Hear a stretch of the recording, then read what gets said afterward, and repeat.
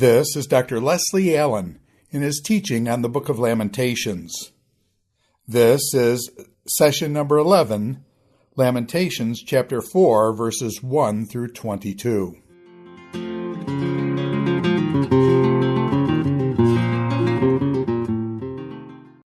We come in this video to Lamentations chapter 4, and a basic question we need to ask is, how does it fit into the book as a whole?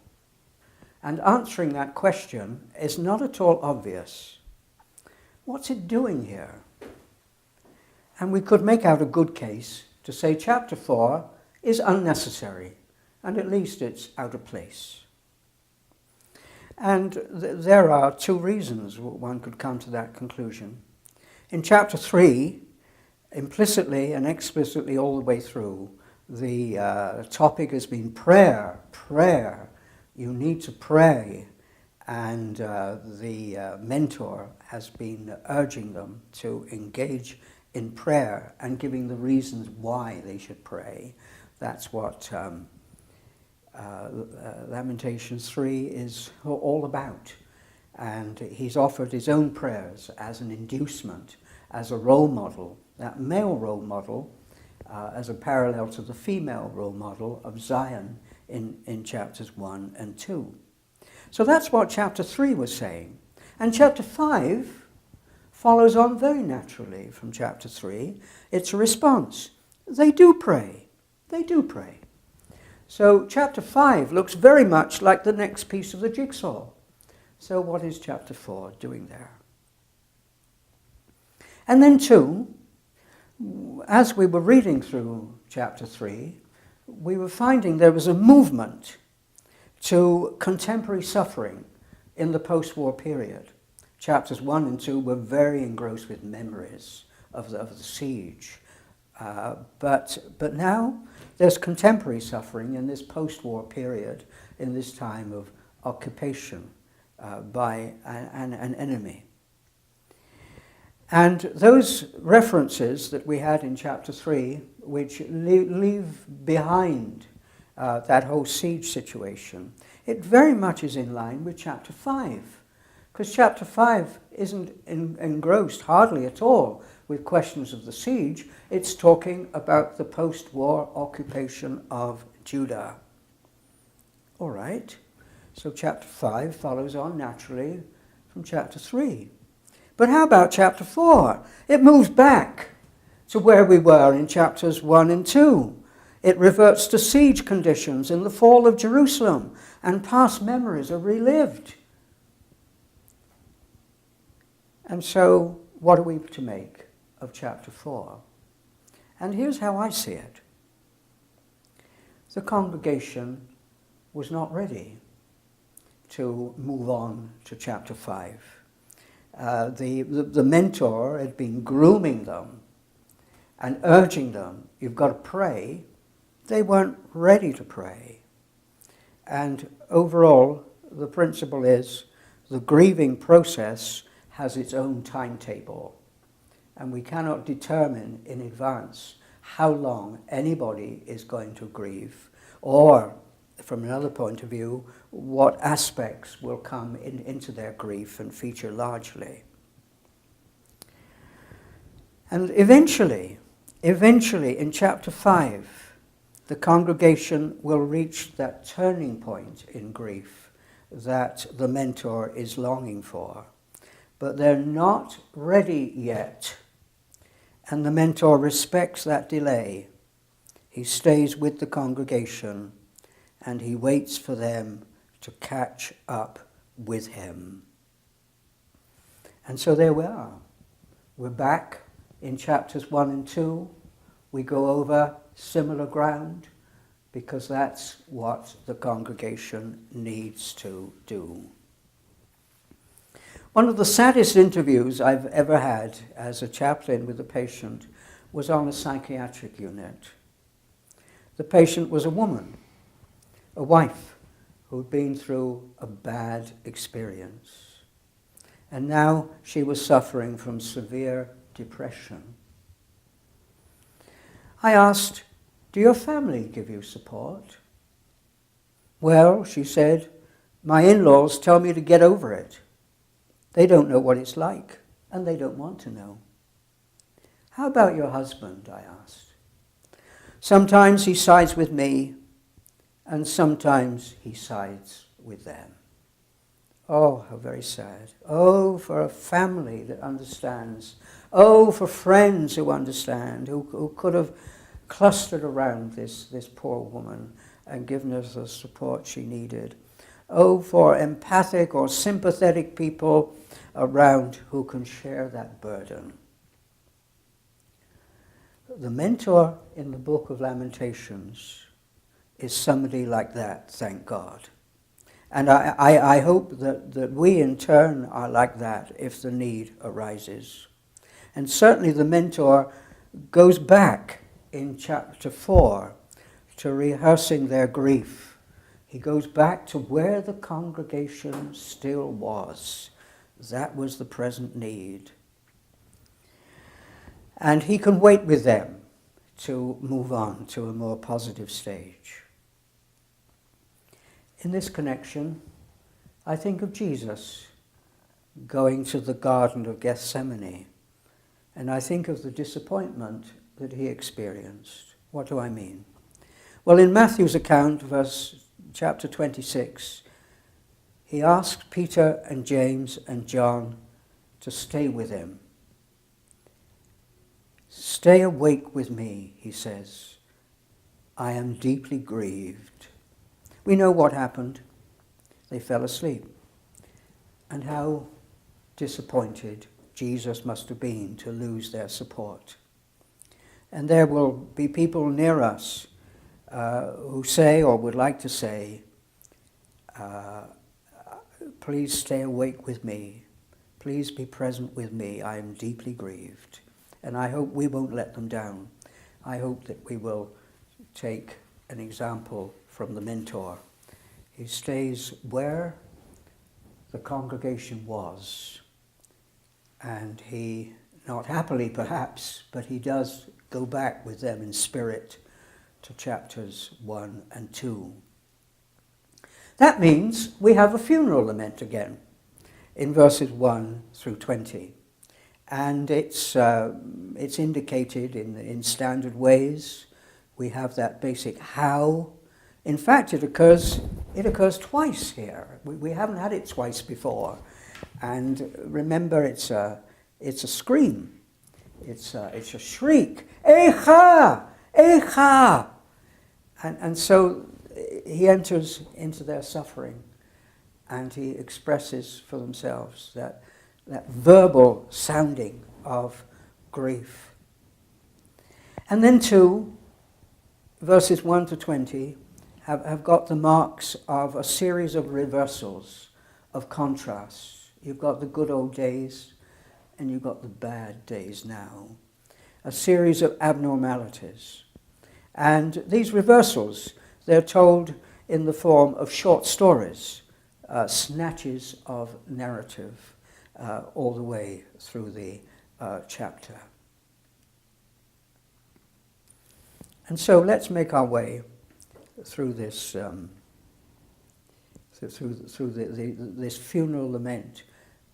First of all, verses 1 and 2, they seem to stand by themselves as the first sort of narrative. How the gold is grown dim, how the pure gold is changed, the sacred stones lie scattered at the head of every street. Now, there are metaphors there. And then in verse 2, we come to the reality, the real situation behind the metaphors. The precious children of Zion, worth their weight in fine gold, how they're reckoned as earthen pots, the work of a potter's hands. And this is speaking of lack of respect for human worth. There's a feeling of worthlessness that pervades the congregation. And this was something that Zion verbalized in one of those prayers in the middle of chapter 1, was it? speaking of her worthlessness. I am worthless. Yes, verse 11, look, O Lord, and see how worthless I've become.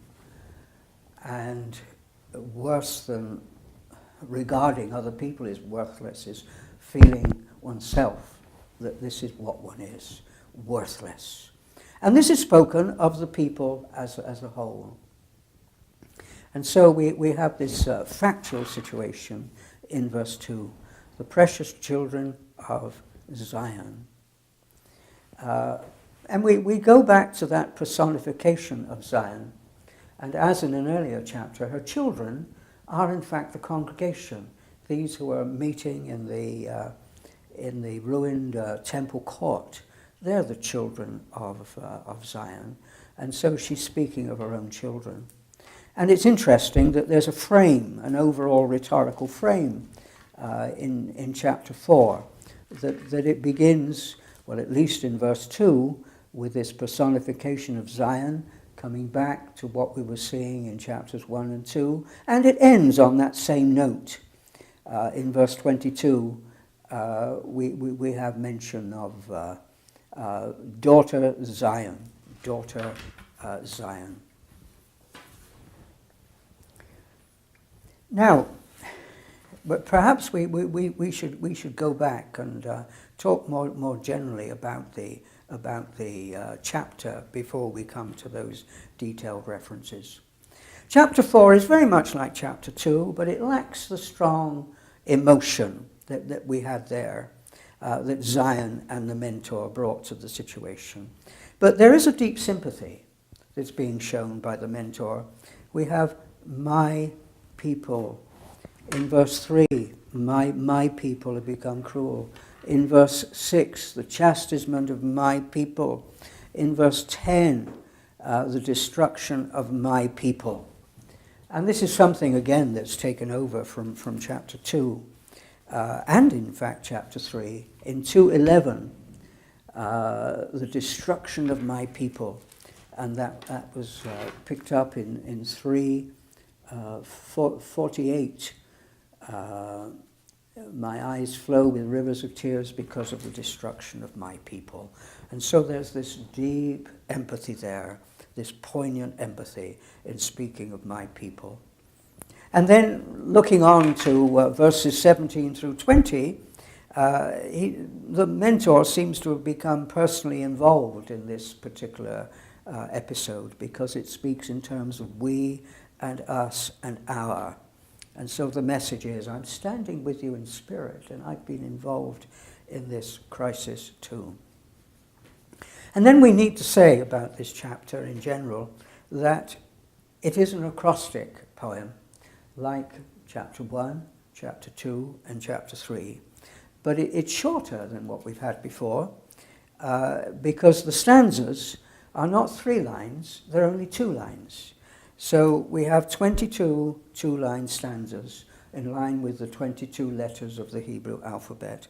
And we don't have the 3-line stanzas that we had in chapters 1, 2, and 3. And so there are 44 lines, only 44 lines. And if we glance over the whole of Lamentations, we see there's a gradual shortening.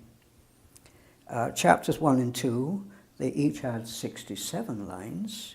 Chapter 3 had 66 lines. Chapter 4 goes down to 44 lines. Chapter 5 goes down to 22 lines. And there seems to be a gradual movement towards literary closure by abbreviating as you go on and making the poems shorter. Notice I say a literary closure, not a psychological closure, which you never get in Lamentations, but a literary closure. It's his way of slowing down, of coming to an end by shortening each poem in turn. And so, yes, now we do have verses 1 to 20, and we're looking through that funeral lament. And we saw that basic fact there in the first episode, we might say, in verse 2, which refers to the people as a whole. and their sense of worthlessness. And it picks up the metaphor. You've got that, the good old days mentioned there. They were important people. They had a sense of their value and their worth. They were like gold, pure gold. They were like sacred stones, precious stones that were kept in the temple as a treasury, as often happened in the ancient Near East. But now, what are they? They're just clay pots, just like clay pots, a dime a dozen, and they don't count for anything anymore. And so there's this sense of not counting and being worthless. And so there we are. That's the people as a whole. But then after that, in most cases, it's narrowing down to different groups within the people and engaging in a funeral lament about each section of the community in turn. And so in verses 3 and 4, it speaks about children who suffered starvation. And they couldn't be nursed at their mother's breasts anymore because the mother wasn't producing milk. She wasn't being fed enough. And they couldn't be fed with solid food. There wasn't the solid food to go around. And there's this terrible situation. Verses 3 and 4, even the jackals offer the breast and nurse their young. But my people has become cruel, like the ostriches in the wilderness. The tongue of the infant sticks to the roof of its mouth for thirst. The children beg for food, but no one gives them anything.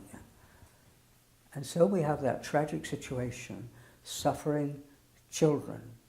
And very often in TV adverts, we're confronted on the screen with suffering children who need help. And will you give money to help these children? And that's a very strong argument. And so these poor children, nursing at the breast, in ancient Judah, it would take place during the first 3 years of a child's life. And so it was an important aspect of their being sustained. But no nursing in this way and no feeding. And ironically, it's as if the people are cruel. They weren't really. But ironically, it looks like that. Why don't they give them anything? Well, the truth is, there wasn't anything to give. But there's this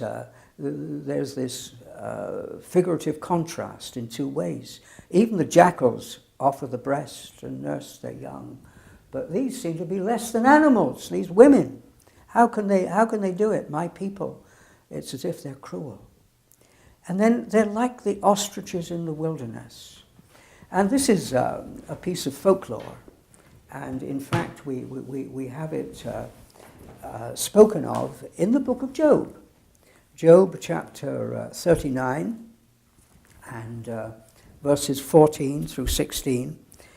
It talks about the ostrich, and it's saying in verse 13, the ostrich's wings flap wildly, though its pinions lack plumage.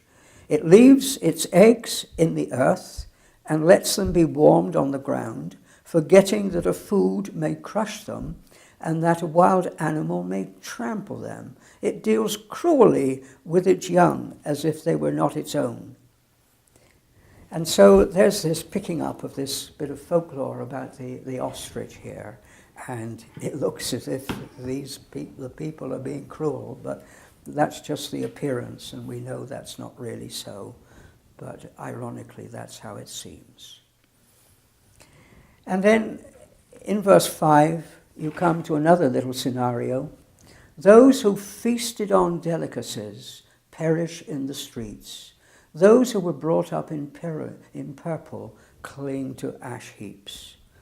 And here's another contrast of what should be and what is. Rich people now were impoverished. They'd gone from riches to rags, and they had no food. And there's this terrible downward mobility that they have suffered. and they're rich no longer. Their bank accounts are no longer there. And so there's this frightening situation that society can suffer the reversal in this way. Rich people clinging to ash heaps, those who'd been brought up to wear purple, which was expensive clothing. And then the next episode, in verses 6 to 8, we'll come back to verse 7 to 8 rather, we'll come back to verse 6 later. It's speaking about the civil leaders that normally would be treated with great respect and honour. The civil leaders had suffered. 7 and 8, her princes were purer than snow, whiter than milk. Their bodies were more ruddy than coral, their hair like sapphire. Now their visage is blacker than soot. They're not recognized in the streets. Their skin is shriveled on their bones. It has become as dry as wood. And of course, this is the physical effect of starvation, that even these people who were high in society and important for running society, even they had suffered with the physical effect of starvation. And their visage did turn blacker than soot. And this actually is a physical phenomenon, that if you are starved, your skin changes colour, it becomes a dark purplish shade. And this was what had happened with these civil leaders, these princes. And that verse 8, the second part, their skin is shriveled on their bones, it's become as dry as wood. It reminds us of pictures that one can see of concentration camp prisoners who've been starved and overworked over the years. And this was the sort of situation, but in this case it was involved from the siege and the starvation that had been involved there. And then in verse 10, we come again to the mother's relationship with their children. And in verse, we'll look at verse 9 a little bit later. The hands of compassionate women have boiled their own children, and they became their food in the destruction of my people. Perhaps this is the most horrifying of all, that these children who died of their starvation, their corpses weren't buried, but they were used as food. And horrifying as that is, it's even more horrifying in an ancient religious context where corpses were regarded as unclean. But these corpses were just taken as so many carcasses of an animal and used for food. And this is not unparalleled. I was reading recently about the siege of Leningrad in the Second World War, the siege of these Russians in the hands of the Germans. And that lasted much longer than the Jerusalem siege, which was only 18 months. This was 900 days, 900-day siege. And there again, the main problem was starvation for those who were locked up within the city. And what happened was that there was a black market of human flesh, of people who had died of starvation. Now, there's one fascinating word in this verse 10, compassionate. The hands of compassionate women have boiled their own children. They became their food in the destruction of my people. And what does that compassion mean? Well, it's often taken as women who used to be compassionate and showed all compassion to their children, but now no longer. But I suspect that they are still compassionate. And what do I mean? Well, those little children had died, and I said before, little children would be the first to die, and their bodies don't have the stamina to stand up to attacks of different kinds, including lack of food, that adults can bear more easily, teenagers and adults can bear more easily, and at least endure and live on. But the children died first, and the rest of the family survived. And I think that compassion is exercised towards the rest of the family to prolong their lives and to prolong the wife's lives and the mother's life in looking after the rest of the family. And so she has this tension. How far should she go as a wife and mother? It's my job to cook the food. How far should I go? And she realizes, ultimately in her compassion, she has to use those dead bodies for food so that the family should survive. A terrible tension for these wives and mothers to cope with. Verse 11 we'll look at a bit later. But then, verse 12 is a different type of worry. We've had physical problems of different kinds that are linked with the siege. But now there's a theological problem, a very burning theological problem. And it's broached in verse 12. The kings of the earth did not believe, nor did any of the inhabitants of the world, that foe or enemy could enter the gates of Jerusalem. The fascinating thing about this verse is that it's an echo of a Song of Zion, a sort of reverse echo of the Song of Zion. Psalm 76 is one of the songs of Zion in the book of Psalms, and at the end there, verses 11 and 12, make vows to the Lord your God and perform them. Let all who are around bring gifts to one who is awesome, the one who cuts off the spirit of princes, who inspires fear in the kings of the earth. And there we have this situation in which foreign kings, they had an admiration for Yahweh, and along with that went an admiration for Zion, the city of God. And so that admiration and that respect, this is what causes the reaction in verse 12 here in Lamentations 4. The kings of the earth did not believe, the kings of the earth, that same phrase, nor did any of the inhabitants of the world, that foe or enemy could enter the gates of Jerusalem. Why? Because it was a basic tenet of Zion theology that Zion was impregnable. You couldn't get past its gates if you were an enemy, because God was there, and God would always protect Zion.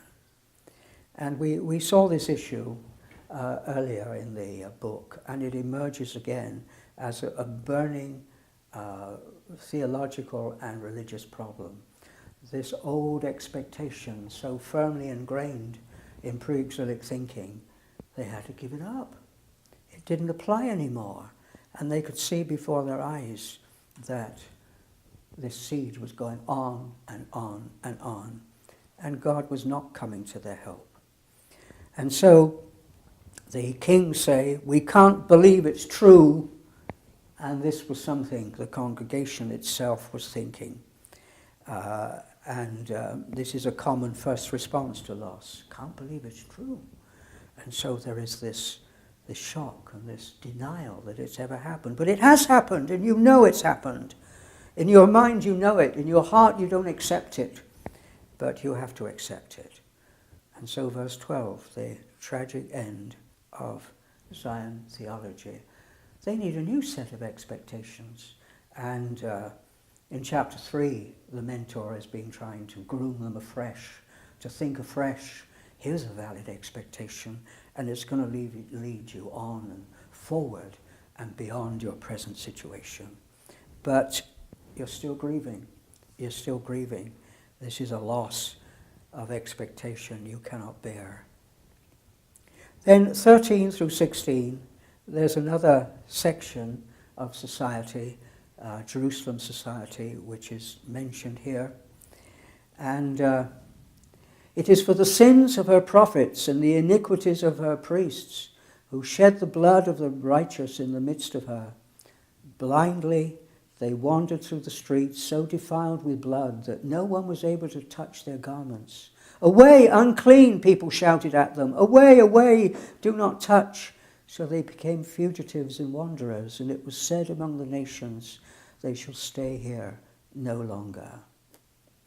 Well, verse 13 lays the blame for the end of Zion theology on the stewards of that Zion theology, and that was the priests and those prophets. Remember, we were speaking of them before, the Shalom prophets, who said everything's going to be all right, and they happily allied with the priests in their assurance that Zion theology would get them through.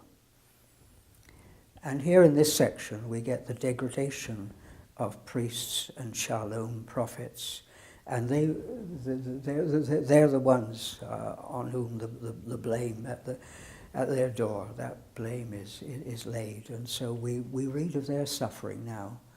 And it said they shed the blood of the righteous in the midst of her, which is very strong language. We get a lot of strong language in chapter 4 that we've got to carefully explain.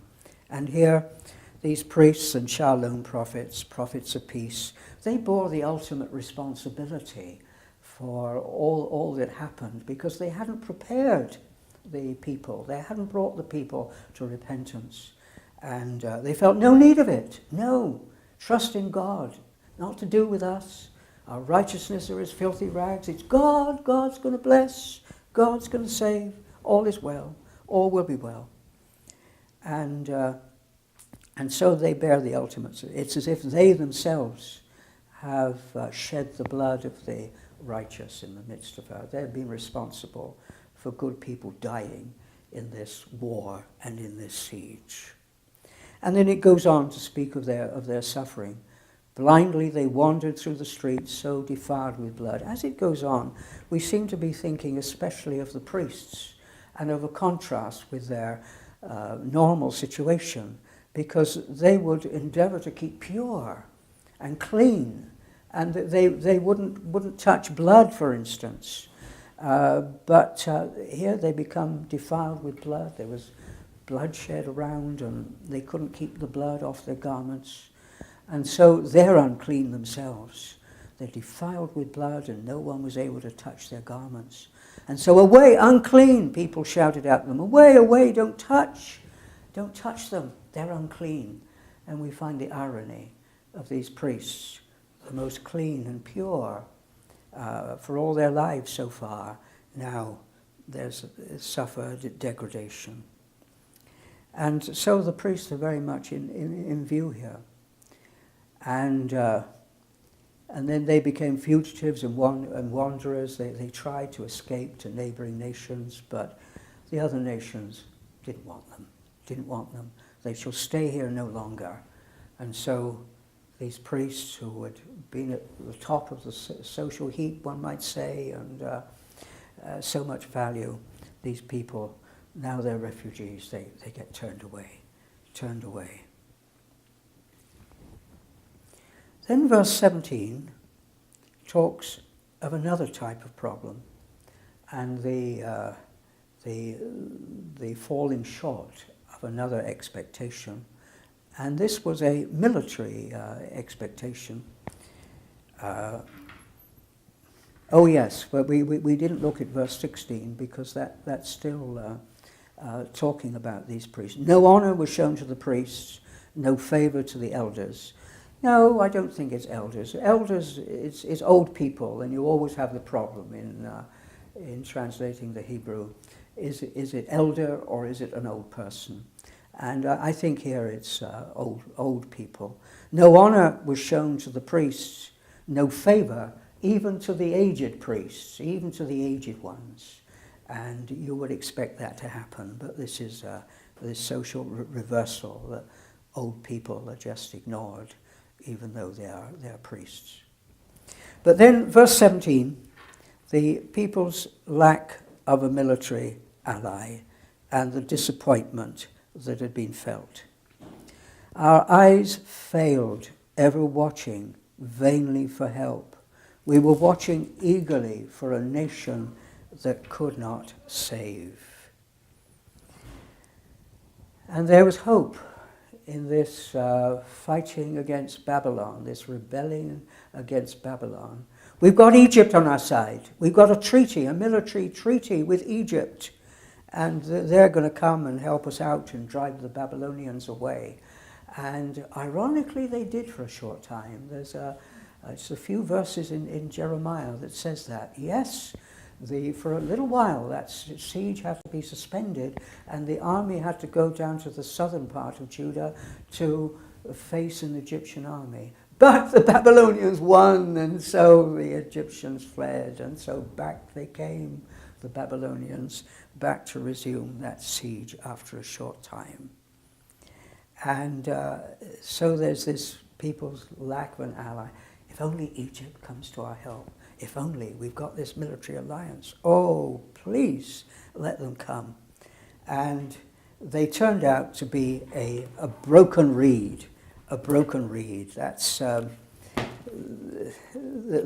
phrase that's used of the Assyrians at a time when Judah was looking for. It's a time when an Assyrian envoy was addressing the Jerusalem leaders in 2 Kings 18 and verse 21. And he said, "See, you are relying now on Egypt, that broken reed of a staff, which will pierce the hand of anyone who leans on it. Such is Pharaoh, king of Egypt, to all who rely on him." And this had come true now. It had come true once more. And Judah was finding that it didn't help to have this military alliance. They lost even so.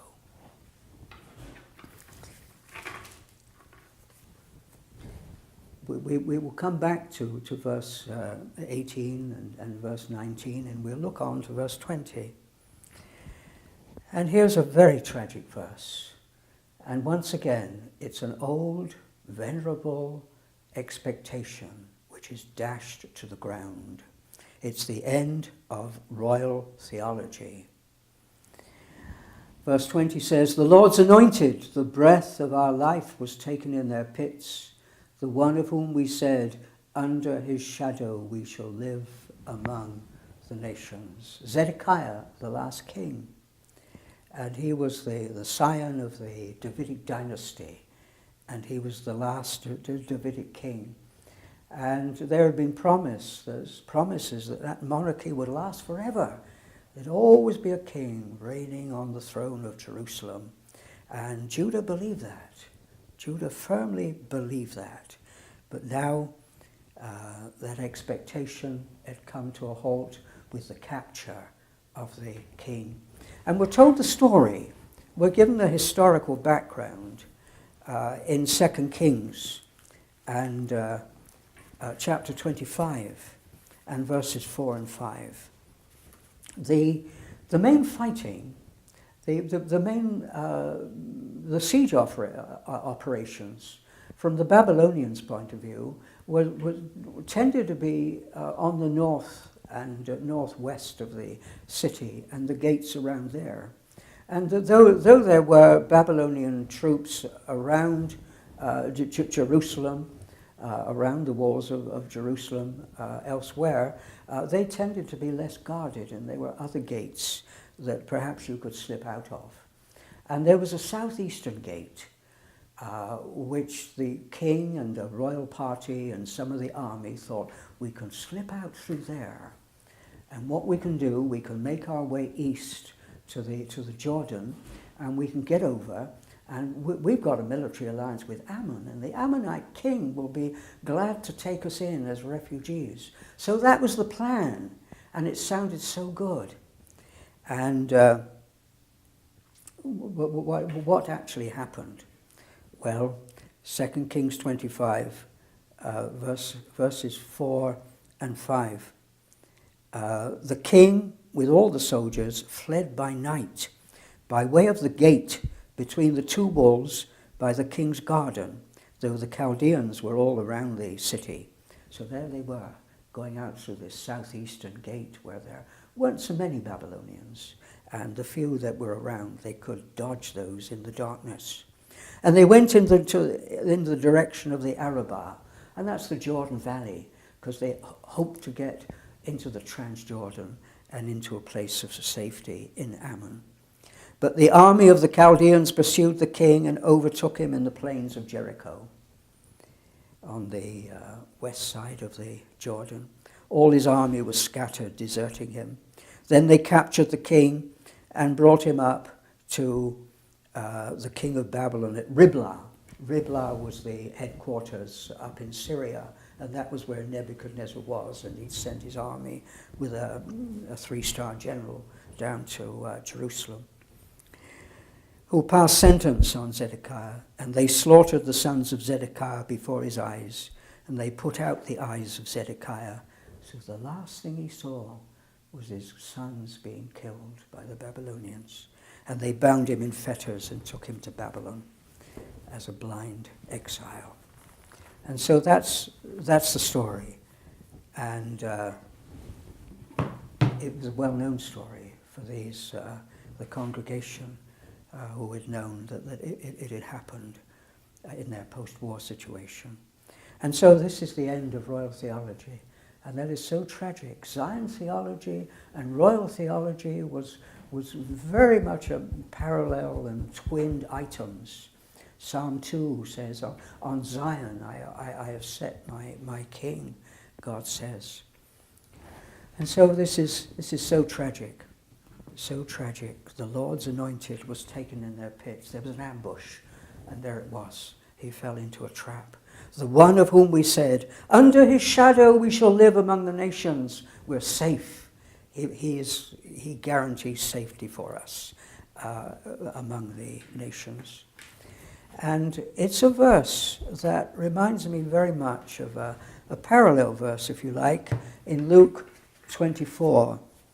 And verse 21.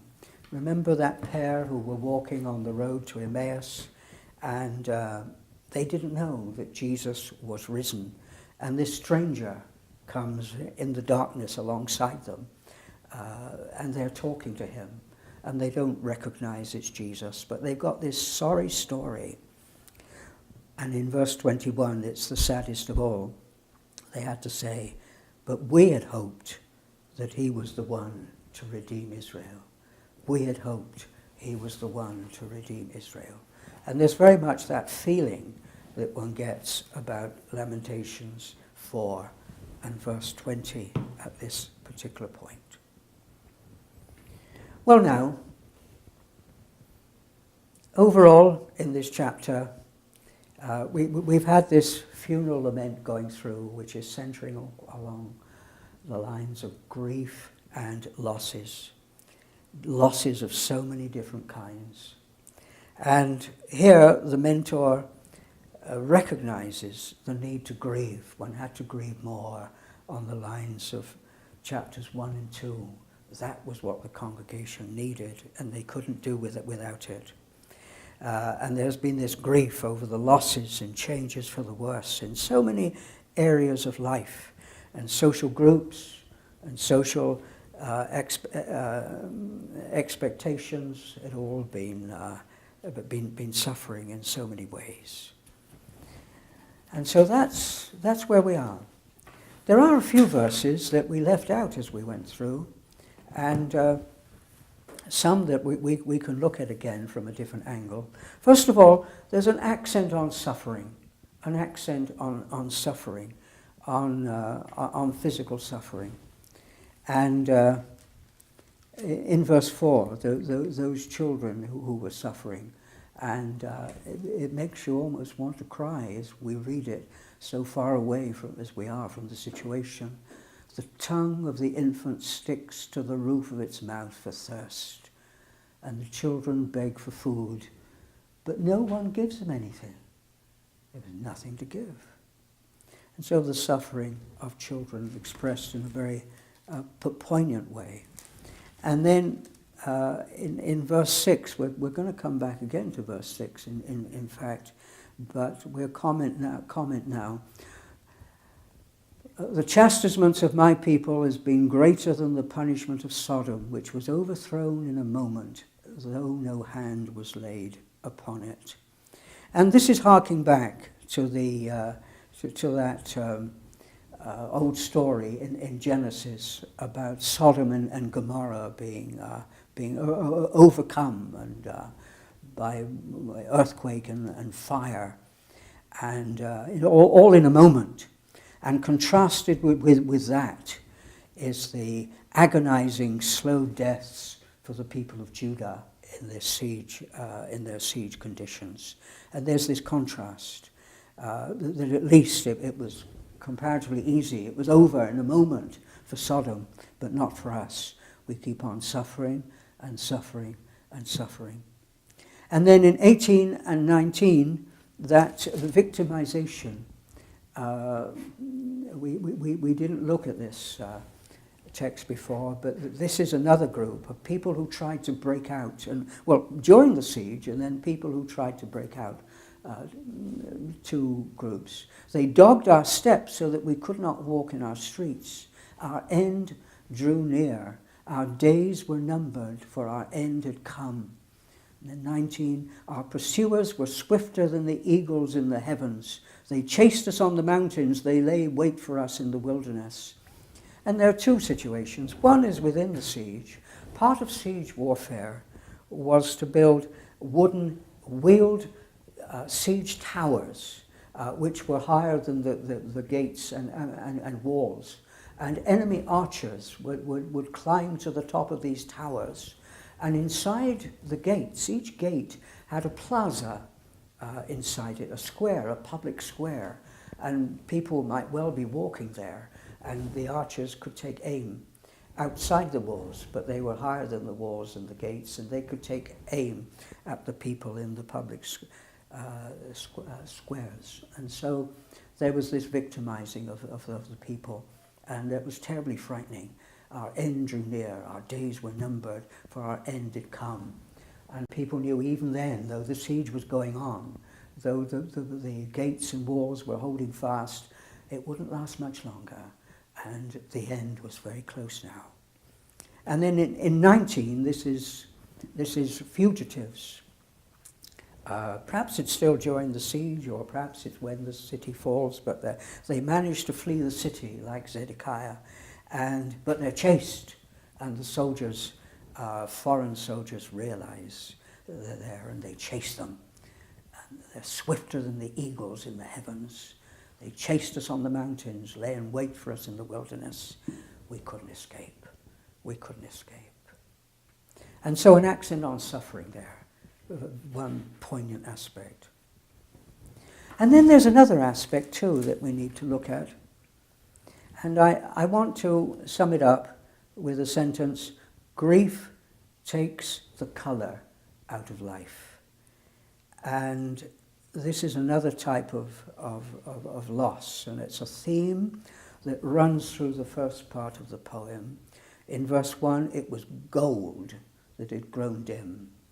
Little problem with that, because gold doesn't tarnish, but perhaps it was dirty, or perhaps it was thought is blackened by smoke from the burning down of Jerusalem. But that yellow gold, you can't see that yellow gold so clearly. And then in verse 5, those who used to be dressed in purple, another colour going out. Now implicitly they're in rags. And then in verses 7 and 8, we've got varied hues brought before us. They were purer than snow, whiter than milk.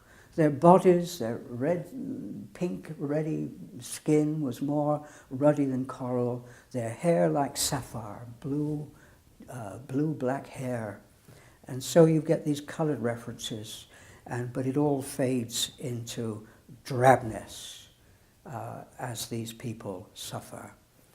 And so one part of this suffering is that grief takes the colour out of life. There's a book that I very much respect, and I made quite a bit of use of in my own study of Lamentations. It's actually more related to the Psalms, but to the Lament Psalms. Psalms of Lament by Anne Weems. And it's a very powerful book, and it gets its power from the fact that this woman author, she lost her son.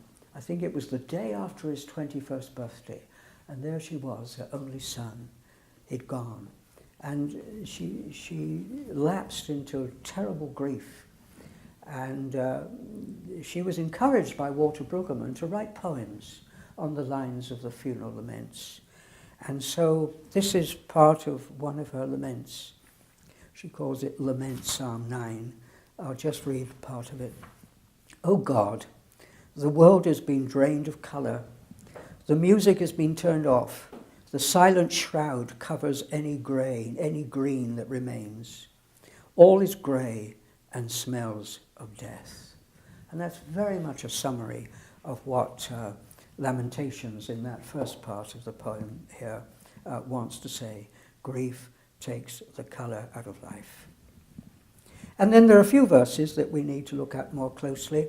Do you remember in chapters 1 and 2 there was an emphasis on meaning and interpretation, and it went beyond a normal funeral lament because it involved God, and you had this theological movement, insertion of a theological point of view. And so here again in chapter 4 we find the issue of meaning and interpretation. Can one put any meaning on this grief? And the emphasis here is not merely a human phenomenon, as we saw in chapters 1 and 2, but God had a hand in it. And there's an echo of, we're going to find an echo here of prophetic oracles of disaster. Remember that personal intervention of God. I am going to do something bad on those who have turned against me. And we had that in chapter 2. Divine intervention in a negative form. And this is what we find perhaps implicitly in verse 6 with that mention of Sodom. As we know, and every reader knows, that in the story God is behind it. The chastisement of my people has been greater than the punishment of Sodom. And very much it's at God's hands. And that agonizingly slow motion dying was at the hands of God. And then in verse 11, we go back in spirit to chapter 2. The Lord gave full vent to his wrath. He poured out his hot anger. He kindled a fire in Zion that consumed its foundations. And if we were presented with just that one verse and asked, where in Lamentations is it? We'd be inclined to say chapter 2. But no, it's in chapter 4. And there's this reference to anger there and wrath and this fire. And how it fits in, there's a literary suitability of this. No food, and they had to use dead children as their food. Well, at least there was food somewhere, and the fire had its own food that consumed the foundations of Zion. So an ironic new mention of food, but the main point is that it's at God's hands. And then in verse 13, it was for the sins of the prophets and the iniquities of the priests. And this retribution, it's for this theological reason. And there's this guilt theme that comes out at this particular point with this particular specific group. And then in verse 16, the Lord himself has scattered them. He will regard them no more. These are these priests and prophets. The NIV, that last phrase, God no longer watches over them. God protects them no more. Right, so meaning, interpretation is very much imposed. It's not merely grief, but there is also guilt in this reflection of God being at work. But then lastly, we haven't come to the end.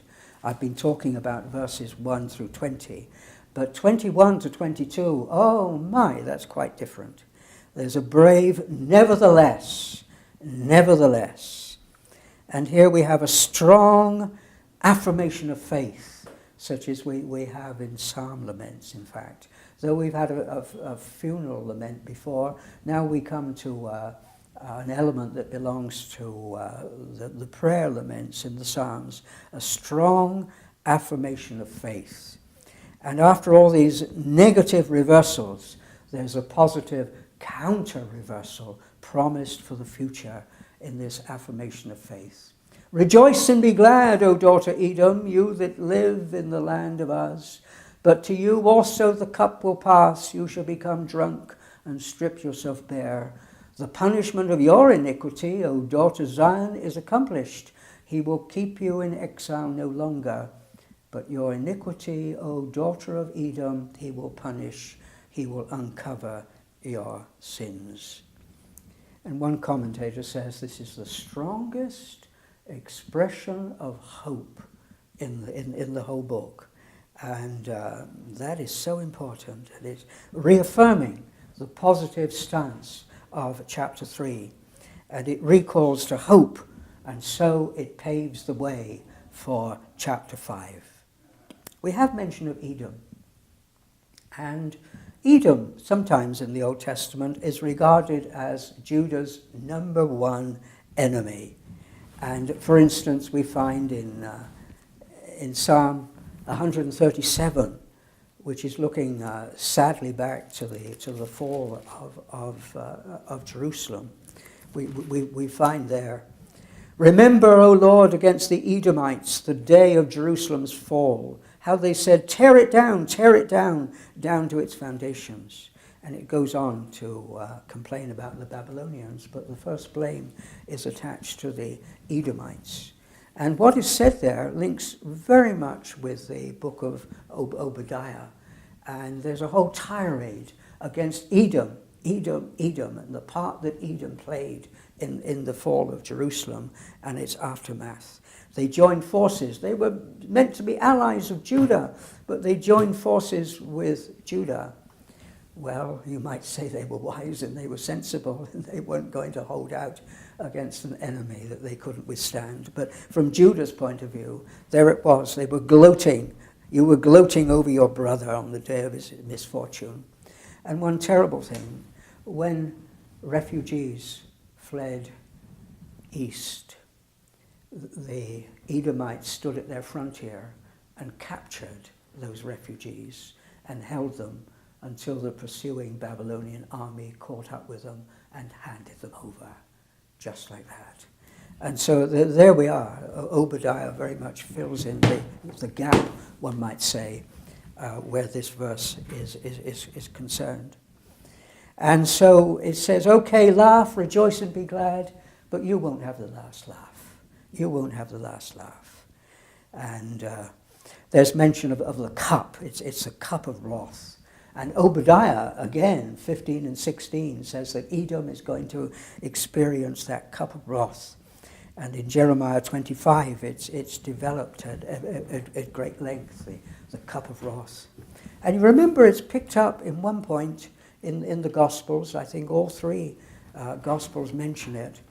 But we'll look at Matthew 26 and verse 39. Jesus in the Garden of Gethsemane.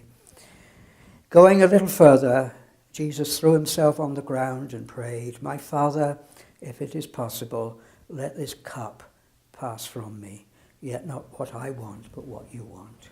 And so that cup lives on in the New Testament in the experience of Jesus. And then lastly, verse 22, we get this contrast between the future of Zion and the future of Edom. And this is what I like to call traffic light theology. When I'm riding my bike and have to stop at a traffic light, what am I looking at? I'm looking at the light in the crossroad. And when that turns red, I know it's going to be green for me. And I think that's wonderful. It's turning red, and so I should be zooming off in just a few seconds now. And so the red light for Edom, as being presented in verse 21, And it's reaffirmed at the end of 22, your iniquity, O daughter Edom, he will punish, God will punish, and he will uncover your sins. But that means the green light for Zion, and that green light is spelled out. Bad news for Edom means good news for Zion. And so the punishment of your iniquity is accomplished. It's accomplished. And he will keep you in exile no longer.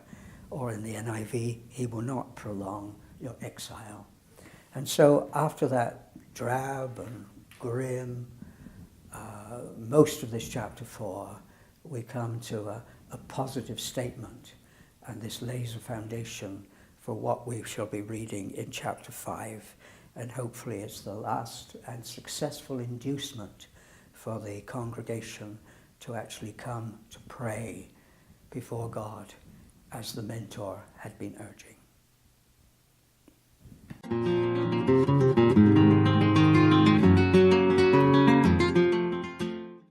This is Dr. Leslie Allen in his teaching on the Book of Lamentations. This is session number 11, Lamentations chapter 4, verses 1 through 22.